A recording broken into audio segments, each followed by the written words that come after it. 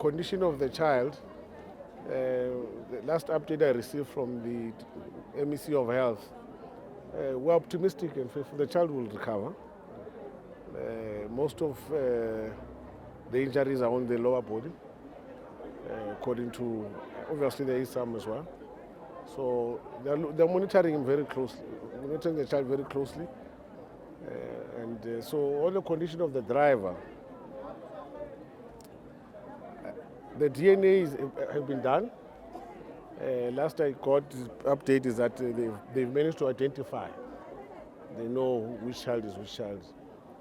But now they can't proceed because they're still continuing. There's still some further investigation that needs to be done. So the advice is that the family should halt a bit with funeral preparations. As soon as that gets cleared up, all families will continue with their preparations for funerals. But thus far, the DNA aspect is almost concluded.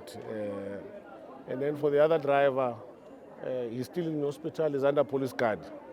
As soon as he gets released, he gets discharged, I suspect he's going to be culpable homicide, but I don't know. I'm not an expert in that sense, but most probably it will most probably be that, considering how the accident had unfolded.